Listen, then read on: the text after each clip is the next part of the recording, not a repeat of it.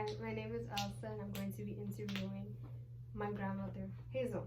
Hello. And we're going to be talking about her life story. Yes. When and where were you born? I was born in Montreal, Canada, in the French province of Quebec, born and raised. And I was born on December 8th, 1998. Yes, I'm quite old due to the year because we are in 2075, so that would make me 77 years old. Do you have any siblings? Yes, I have one younger sister. Her name is Gabrielle, and she is 70 years old, so that makes us 7 years apart. What about your parents? My mother's name is Doreen. She's still alive, still quite well actually. She's a very active woman. Everything's fine with her. She lives at home. She has a caretaker, so everything is well with her. And I don't really know much about my father, so I don't know how he's doing or anything. Okay, very interesting. Tell me a little bit about your life story, particularly the parts that you either remember the most or think are the most important. One moment of my life that I remember the most is when we went on vacations, my mother and my sister and I remember this one time we went to Hawaii, and it was beautiful. It was beautiful. We had so much fun there. I remember this one time we were on the beach and we were kicking a ball around, and it still cracks me up when I think about it. So my mother, my sister, and I, we were kicking a ball around. My sister and I, after this happened, we were thinking our mother might have been a soccer player because she kicked I might add it was a rubber ball, but she kicked the ball and it landed straight into my sister's face. And I'm laughing here, still remembering that exact moment. It was quite hilarious. But another thing that happened in my life that I would never forget is another vacation. Well, it wasn't really a vacation, it was a trip that we took, that my school music department, we took to Florida. We went to Disney World, and that was a memory I would never forget. It was an amazing memory, an amazing time. Interesting. When did you feel most alive? Most alive was when I was in my 20s, or I would say late teens, early 20s, as anybody would say. There was one point in my life where I was in school, but I was alone. I didn't really have any friends because I was in a new school. So, but then I went to Vanier College, and I went into this program called Special Care Counseling. You should know, I talk about it all the time. Till this day, it was an amazing time, and I'd say I felt most alive when I was with my friends, and when I was in stage and I was helping people, and I felt most alive then. Were you ever married? I don't believe in marriage, no. With seeing from what happened with my mother and my father, I never got over that, so I didn't involve myself in that. Do you have any children, pets? I have 2 kids, one boy, one girl. The boy's name is Nathan. He's my baby boy, even though he's 35 and he keeps telling me he's not a baby anymore. But I don't care, Nathan. You are still my child. And then I have a child. Her name is Isabel, and she's 42 years old, and that's my little princess. I also have 2 cats that I love very, very much. One boy, one girl. They're like my little fur babies. Yes, that's the word that was popular back in my old day, little fur babies. So one's name is Prince, little baby boy, little kitten, and one name is Princess. The other is Princess. So I have a prince and princess. Okay. Are there any specific things that you would want your family to know about you? Yes. I would say back when I was in my, once again, my late, I don't know, my teenage years and my young 20s, I'd say my family didn't understand me because of what I was pursuing in life and like what I wanted to do. Um, it was, I'd say something that I want them to remember is that I knew what I was doing. I may have made mistakes on the way, a lot of mistakes, but I knew what I was doing. I just wanted to know that it was important for me. I wanted to make up, I wanted to make them proud. So that's what I want them to know. Are there particular things you would want them to remember? Of me, remember of me. I want them to remember that I love them and that I would always be there for them and I would always be there to help provide. Even at my old age, I always want them to remember that. Okay. What are the most important roles you have had in life? One of the most important roles would be me as a daughter to my mother. My mother and I, we had an up and down relationship. I'd say we both have stubborn personalities. We still do till this day. We butt heads a lot, but I always wanted to make her proud all the time. I am a mother as well, so that's a very important role for me. I took that role very seriously. I was always there for my children. I still am. Another role would be me as an educator. So my job was I was a behavior technician at a elementary school. So that is another. I took that role very seriously. I wanted to help these children. I wanted to help them with their needs, and yes, that was a very important role for me. Okay, interesting. Really interesting.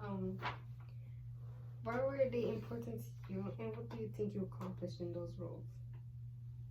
In my vocational role as my job, I'm sorry. Can you repeat the question? Why were they important to you, and why do you think you accomplished those roles? Why? What do you think you accomplished in those roles? Okay, so I feel like I accomplished in my role as a daughter. I feel like I accomplished like making her proud, doing what I was in love with, and doing something that made her proud. I mean, she even told me on the day that I graduated, because mind you, school was not my forte at all. I was in school for quite a while because I would be trying my hardest, but I would still fail, but I never gave up.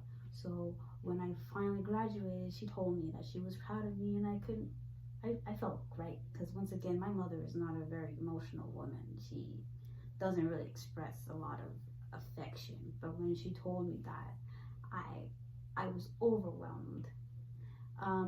As a mother, I would say I try to be like my mother because my own mother, she had her ways of disciplining us, and I tried to avoid that. I'd say I did successfully avoid that. So I would say my children are both successful individuals, so I'd say that is an accomplishment that I helped them I guided them through that. As for my job, I would say that I helped individuals, kids who had a hard time in the beginning of their lives, and I held them on the right path.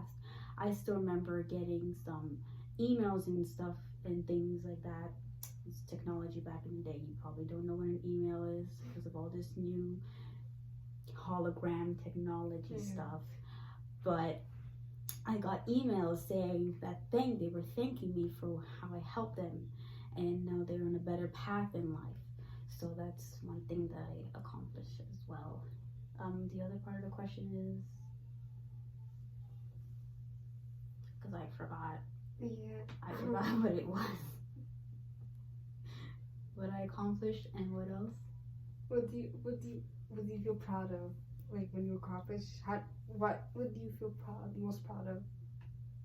Helping, just helping people, because I knew that's what I wanted to do since I was in, I believe it was sec 3. I found out that that's what I wanted to do in life. So I feel like I'm most proud of with my role as an educator, helping people and putting them on good paths.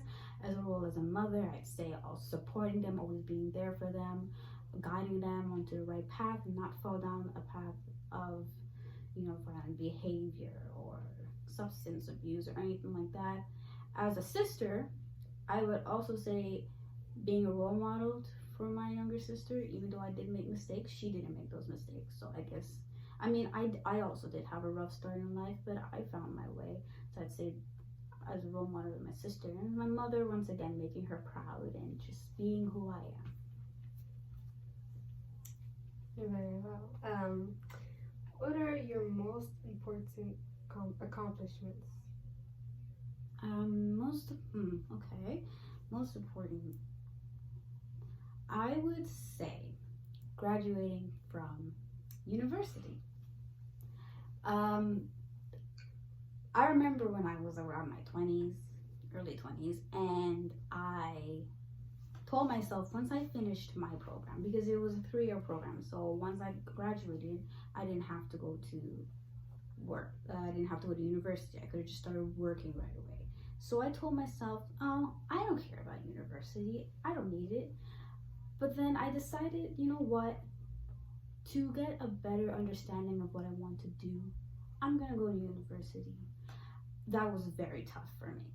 I almost gave up. It was very, very hard because it was another level of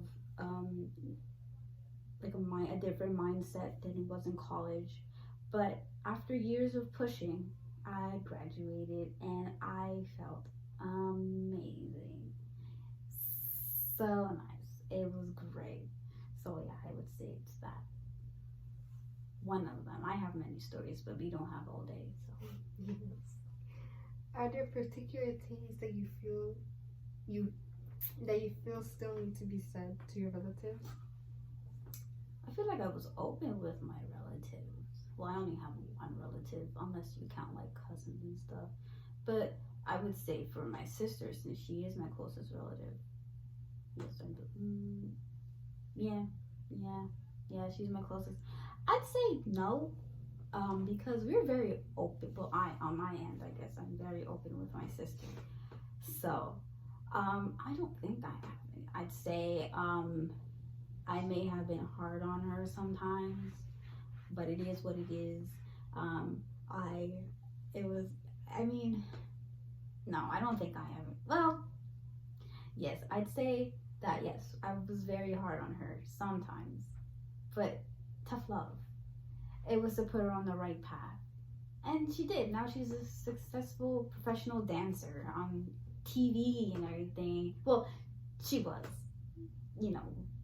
but she still tries to dance and stuff like that. But she, in her golden years, I'd say, she was a professional dancer on stage, and she was going to shows and she was doing competitions. You know that one time she went on to, what's that show? So You Think You Can Dance? That's a very old show. They don't show it anymore, but she went on it and she won. She did. She first place. Really? Yes. Oh wow, that was amazing. So I'd say with my tough love, because I remember she wanted to give up dance when she was around like her early teens, and I told her, no, Gabrielle, you can't. Because this is what you want to do, is it not? You said it many times over and over again. So because of that tough love, it pushed her. Now she became a champion, and everybody knew her name. Oh, it was great. So I'd say it's that.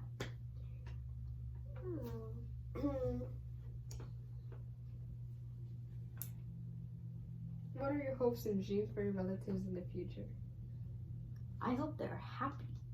I hope they're happy doing what they love to do. I hope they find the right path in life, and with God's help, I'm sure they will. Because the Lord has a path for all of us. And I hope that they stick on the path that the Lord gave them, because the Lord only wants what's good for them. And so do I. So my hopes and dreams are there for to find something. They find their calling, and they find that calling, and they go for it. Don't stop yourself from going there. Don't be too hard on yourself. So what I'm trying to say is, I just hope that they find something they love to do, and they pursue it. I hope they're happy in life.